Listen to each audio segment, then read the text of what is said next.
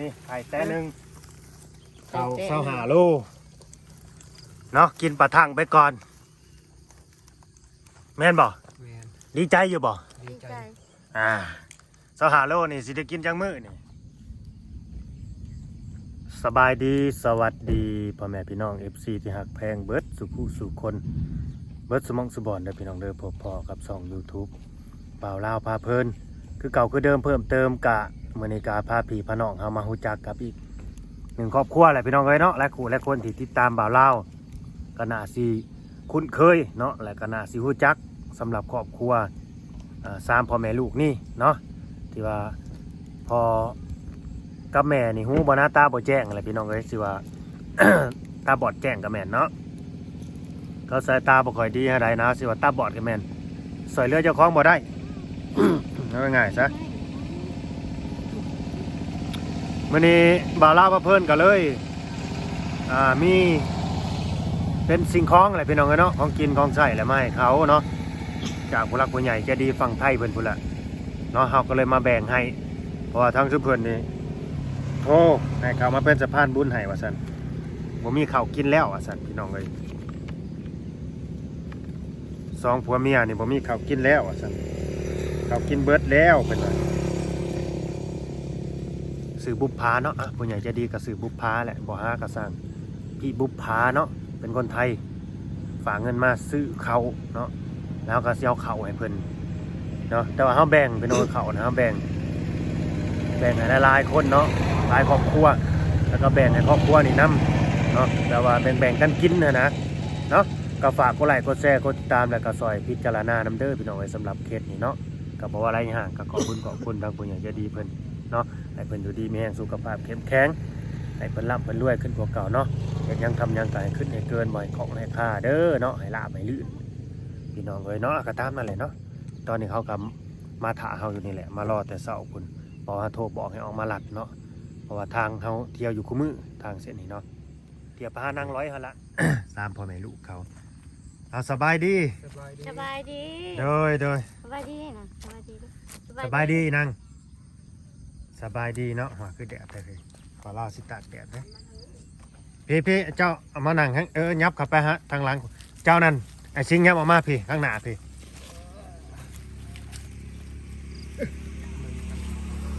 นี่แหละพี่น้องไอ้ทางเข้าไปเดี๋ยวสิขอถ่ายบางทางเข้าไปบอลที่เพิ่นอยู่กันนี่แหละเข้าไปนี่แหละทางพี่ปราสาทเด้อเนี่ยก็จะเป็นพี่ปราสาทนี่ข้างหน้านี่เนาะเป็นสุสานนี่ตรงนี้ก็จะเป็นโรงเรียนเขา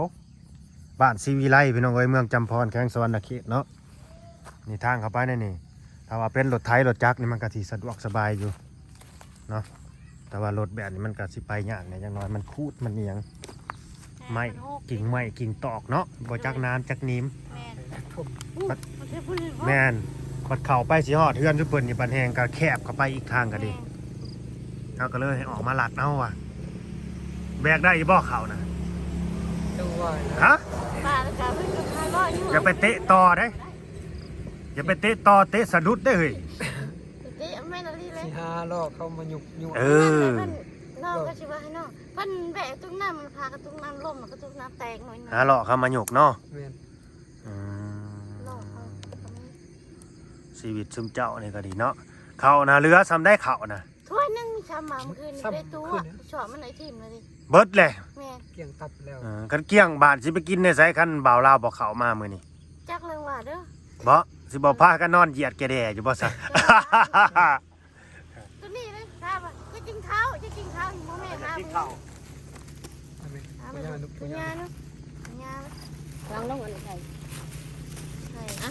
ถั่วดูย่านอีกถั่วยาถั่วเลี้ยวเบิ่งประจานนั่นไปดีเด้อคุณน้อง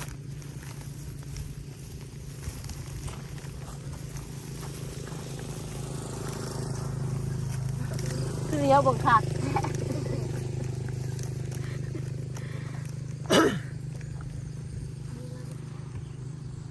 แปลวเขามาหายเลยแบกได้อยู่บ่โอ้ยแบกคันนี้บ่ได้ก็บ่จังแน่สิว่าแล้วพี่น้องเอ้ยพิมพ์เตะ เครื่องกระสอบพี่น้องเลย25 โลเนาะเพราะว่าโลนึงมัน50 เบิ่งไข่เอา อืม นี่ไข่แต่หนึ่งเอา25 โลเนาะกินปลาทังไปก่อนแม่นบ่ แมน ดีใจอยู่บ่ ดีใจ 25 โลนี่สิได้กินจังมื้อนี่ขอให้สิให้กินมื้อละโลเด้อ คิดได้แล้วว่าได้ศพหนึ่ง เห็นบ่ อ่ะ ให้มันได้25 มื้อเด้อ25 โลไอ้ชิง แต่ว่าเพิ่นได้ถือเป็น ศพหนึ่งเราอะ มันก็สิบ่ได้ดอกพี่น้องไอ้25 โล25 โล25 มื้อนะมันก็โอ้ย ได้ มันก็เฮาเว้าหยอกซื่อๆดอกเฮาหยอกคือเจ้าซื่อๆไผสิไปกินได้อันฮอด25 มื้อเขา25 โล มือละโลนะ เอ้ย มือโลมือช่วย กินมื้อละโลโอ้ ได้อีกแล้ว สะพอข่อยนี่ยังแต่ว่าคือข่อยก็บ่ได้ข่อยกินข้าวดอกคู่มื้อนี่ก็ได้ แม่นไปตลอดว่าเล็กน้อย เขาโลหนึ่งมันก็หนึ่งได้ แก้ แค่ มแก้มใหญ่ก็ยัง เขาหนึ่งยังหนึ่งมือละโล เขาเขา ลูกกินข้าวกันยังมื้อเช้าน่ะ เขาแก้ว แจวเพชร ข้าวกับแจมมักเพชร แม แม่ น ดาวเฮือง ไอ้กินรสขนม ดาวเฮืองแกะขนมให้ลูกกินนางดาวเฮืองบรรลุนะ ดาวเรื่อง บรรลุนะตาดีเด้อพี่น้องเอ้ย เมื่อเช้านี้เล่นโอ้โห แล่นไปใส่ ดูแบบเล่นเอาแพ้ขนมนะ ระวังกว่าเจ้า กับแลนมาทัน อย่าแล่นไปตามรถเขาหั่นดอก จัง เออ แกะอะไรมานี่สิแกะให้ อย่าแล่นไปตามรถเขาเบิ่งลูกดีๆถ้ากันมาอยู่ในไสของใดอยู่โรงเรียนผมบ่ เดี๋ยวพอกินน้ำกับเจ้า กินน้ำอยู่ไส บอลหาที่จะใส่เครื่อง โอ้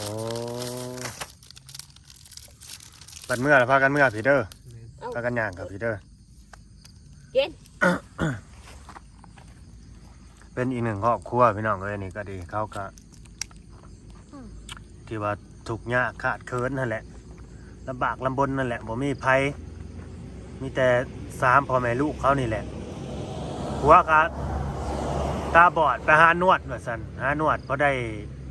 เขาให้เทื่อละ10-20,000ประมาณนั้นเทื่อละ10-20,000กีบนี่ละสิประมาณ20-30 บาทเบิดเท่านั้นแหละท่านต้องให้ก็ได้ เสียบสาว แต่เป็นนวดทุ่งหนึง แมน แบบนี้เราไปคอนเอานั่นเราเพราะว่าบนไหน ฮะ เข่าแล้วไปคอน้ำพี่น้อง ไปขอพี่น้อง บ่ให้ โอ้ เดี๋ยวมาคุ้มกันยังกินได้นะ เพิ่นว่าย่านเข้าบ่กุ้มกิน แมน พี่น้องอันเลี้ยงนุ่มนะบ่ แมน โอ้เพิ่นมากูกับย่านเข้าบ่กุ้มกินแล้วอย่างสั่นอย่างซี่ไอ้เนาะเพิ่นก็ว่าไปเลยเนาะอืมเพิ่นก็แก้ไปนั่นน่ะแหละเฮ้ย เห็นเขา ของเพิ่นบ่ยังให้เนาะก็สิว่าโอ้ยกูบ่ให้สู้ได้ตรงๆมันก็เกินไปหันนะ เคยว่าอยู่ทางกัน เคย เพิ่ ว่าน อยู่ เพิ่นก็เว้านั่นน่ะเฮาก็เข้าใจแล้ว แม่แล้วก็มาพอเจ๊ดาวเรื่องเราไปขอเจ๊มันเราไปขอเมื่อไหร่ ไปขออยู่ไส พอทิ้งลงมาเลยเขามาหามา เออสงสารแต่เด็กน้อยแหละพี่น้องเอ้ยลูกเพิ่น กินข้าวจะกินข้าวยังไม่หาบ่ได้ จักปีแหละนาง ช่อง 2 ปีแหละ แม่ ไวเลยเนาะ 2 ปีเนี่ย เลยไวขนาดได้พี่น้องได้2 ปีแล้วนางดาวเรือง ดาวเรืองว่าสัน ชาไทย ภาษาไทยกับดาวเรือง ภาษาลาวกับดาวเฮืองเนาะยังมาเข้าโรงเรียนน้ำหมู่อยู่บ่เห็นบ่หมู่เต็มโรงเรียนอยู่ไหนนาง ก็หากออกมาหายาวเอาได้ อืมมาบ่มาเข้าโรงเรียน มีอยู่บ่เด็กน้อยซ้ำนี่เพิ่นรับแล้วบ่ นี่ อ๋อมีแหละเนาะ นี่น้อยก็มีอ่ะ อ๋อมีอนุบาลบ่อยู่นี่ แม่ นี่ อืมสิงคือบ่ลูกมาฝากโรงเรียนซะ 3 ปีก่อน แบบ ยังดื้ออยู่เนี่ย แบบให้เพิ่นเบิ่งซอยหั่นนะสมเจ้าตาบ่ดีแล้วมาให้ในครูเบิ่งซอยบาดนี่ ยังน้อยอยู่ ยังน้องพอดีไปจี ก็มันก็สิสลาดขึ้นหั่นเด้ มันมีหมู่มีครูแล้วก็กล้าเว้ากล้าจา3 ปีไปยังเอามาเนาะ 3 ปี 4 ปีกว่าแล้ว โอดเอาเด้ออีนางเด้ออย่าได้มาเข้าโรงเรียนเด้อใครแต่ว่าพวกนี้นี่แบบเขามีบนอยู่บนเศร้าพี่น้องเลยห้องน้ำห้องในเขาก็มีนะห้องน้ำห้องในเขาก็มีแล้วผู้รักผู้ใหญ่ใจดีทั้งบ่าวลาวนี่แหละซอยเหลือเขามาแต่ว่า เขานะขาเรื่องความอยู่ความกินพี่น้องเอ้ยข้าวสารอาหารแห้งนี่แหละแบบแนวซอกบ่มาหาบ่ได้อะนะง่ายๆซะเขาหาบ่ได้เขาซอยเรือยังเจ้าของบ่ได้แล้วตอนนี้นั่น นี่แต่คอยรับการซอยเรือแล้วก็บริจาคจากผู้หลักผู้ใหญ่เพิ่นดีแต่บ่พากันไปขอทานเนาะก็จะละพอแห้งแล้วพากันเจียกันอุ้มกันพ่อแม่ลูก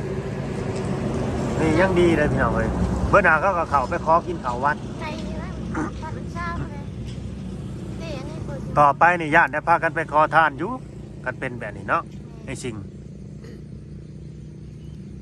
เคยคอมาเล็กหรอ นี่มันยังกันนี่ไอ้สิ่ง มันเป็นขัดนะ บ่เห็นขากบ่บ่เห็นตินี่มันยัง ลูกนี่ไม่ได้เบ้านี่มันเห็นนี่ มือนะวะ แม่นิ้วมือนี่นิ้วยังนี่ โอ้บ่ นิ้วโป้ว่าซั่นเห็นบ่คักเพิ่นว่า ว่าเลยลูกนี่เห็นเพราะนะลูก หวยลูกนี้บรรลูกนี่เห็นคักเบิดพี่น้องเอ้ย แม่ไม่เห็นยังมันเก็บมาให้ อืม มาบอกคนนั่งทำมาบอกผี ผี ไม่เห็นผี เออใส่มาปีเลยเฮ้ย นี่บนน้องอะครับมันกูค้ามาบอกผี เออเจ้าแม่นี่รีบ่จัก จังหวะเด้อ นั้นเห็นตอนใดบ่อยนางจะเห็นผีตอนใดดาวเรือง เช้า เออ มาเมื่อเช้า แซ่บบ่ขนมน่ะลูกแซ่บบ่ แซ่บ อันนี้ เที่ยวเราแช่แช่ไปติดเลย บัดเวลานั่นแม่เว้าโทรศัพท์บ่คือสอนอยู่แว่ๆแท้ แม่แหละเพิ่นว่าวานนี่ อืม โดยมันก็ว่าโดยน สอนแม่อยู่แว่ๆอยู่มานี่คือบ่เว้าบ่ไอ้ยังบ่เว้า ำโอนได้ปัดนะว่า คิดว่ามื้อนี้สิพากันไปทางใด จังหวะมื้อนี้ว่า คันบ่ได้เข้านี่คันบ่าวลาวบ่เข้ามาหาเอาเข้ามาให้มื้อนี้ไปใส่ ไปต้องผู้วัดตักชาม โอ้ จะ สิแยกกันไปบ่ แยกกันไปแยกกันไป แยกกันไปเว้ย อืม แค่น้องบอกแค่บ่มีเด็ก โดยอันนี้คือผู้ใหญ่ใจดีทั้งฝั่งไทยเด้อคุณบุพภาหรือว่าพี่บุพภาฝากเงินมาทางบ่าวลาวพาเพลินเป็นสะพานบุญให้ แต่ที่จริงนะเขานะคอยซื้อ2 สอบ แต่ว่า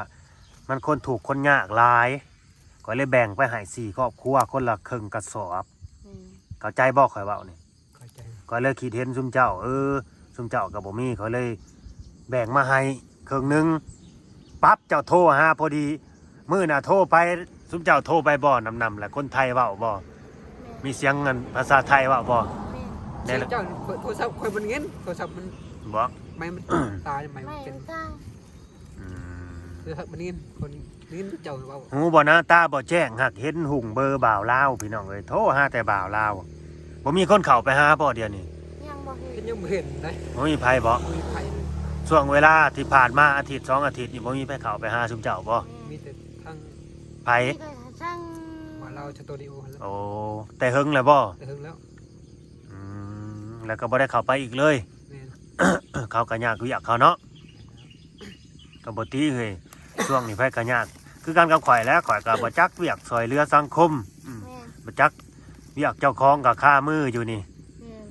ยังบ่ได้เฮ็ดยังบ่ได้ลงมืออยู่เวียกเจ้าของก็ดีใส่ปุ๋ยข้าวใส่ปุ๋ยยาง ตัดหญ้ายางโอ้ยหลายอย่างพี่น้องเอ้ยเวียกเฮา ห ก็ ลายอย่าง บ่จะว่าเอาหลาย เรียกหลายเนาะ คำสมเจ้าหูหน้าตาแจ้งนี่ก็จะไปอยู่นํไปเผาสวนยางให้ผู้ให้ไปเสียหญ้ายางให้เงินเดือนอีก เรียกอย่าง จ่ายเงินเดือนอีก ดีบ่เนี่ยน่ะ นี้แบบ ดี เฮ็ดเวียกซอยกันอยู่ห่าข้าวก็ให้กินอยู่หั่น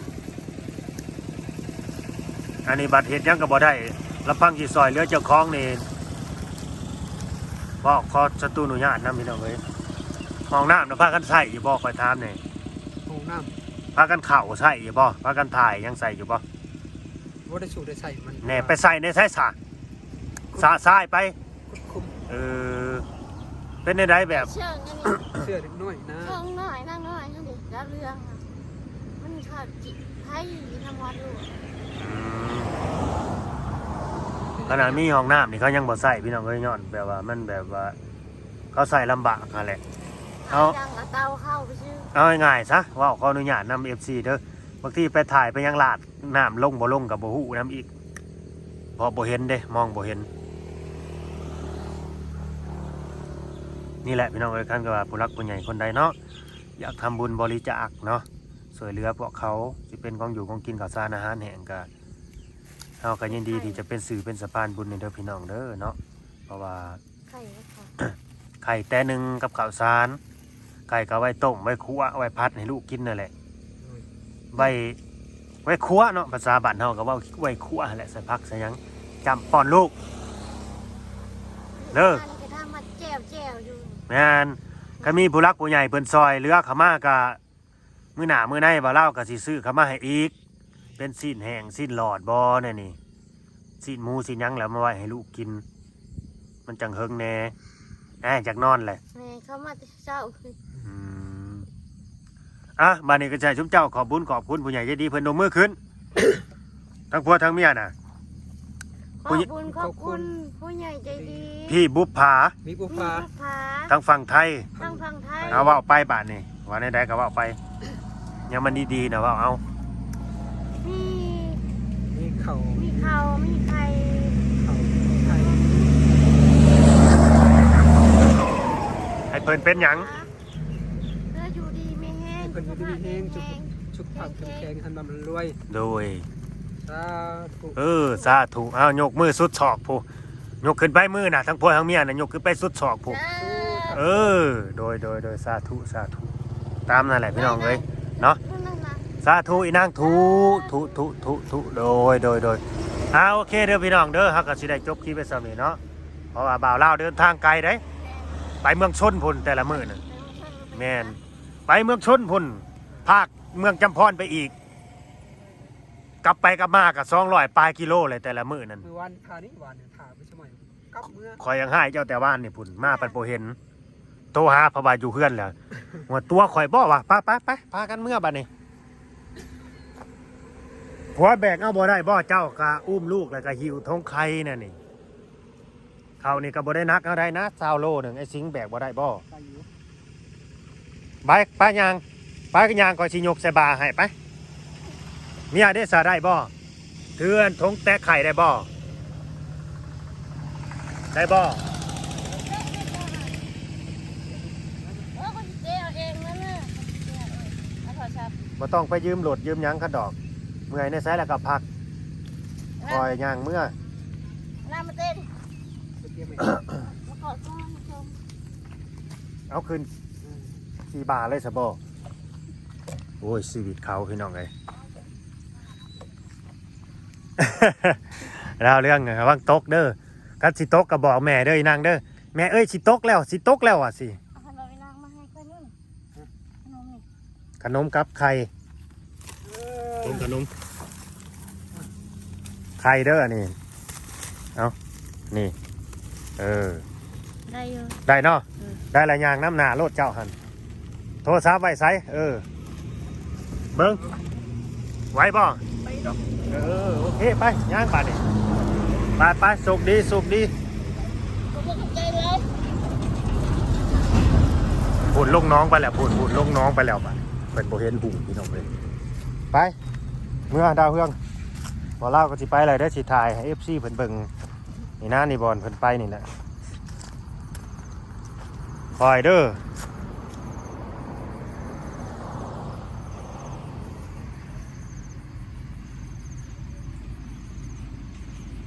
โอ้ยก็ซอยเรือกันไปซ้ำนี่แหละพี่น้องเอ้ยเนาะจักสิเฮ็ดเนี่ยใดเนาะเขาก็ได้แต่ซอยเป็นสะพานบุญนั่นแหละเนาะเป็นกระบอกเสียงให้ผู้รักผู้ใหญ่เพิ่นนั่นแหละนี่เด้นี่ผู้สิแก่เข่าไปซอยตามนั่นแหละพี่น้องเอ้ยเขาก็สิได้จบคลิปไปซ้ำนี่แหละเนาะขอบบุญขอบคุณเด้อ FC เบิดทุกผู้ทุกคนที่เข้ามาเบิ่งมาชม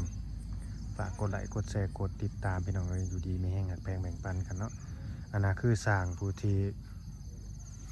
เคยเฮ็ดเฮือนให้เพิ่นนั่นแหละเนาะเฮ็ดกระตุกกระต๊อบนั่นแหละเนาะแบบเขาพึ่งพาอาศัยกันเด้พวกอันเด้ปรับละมาพอดีแล้วก็แก่เข้าไปให้พี่น้องเอ้ยก็ยังดีแบบเขาก็แบบ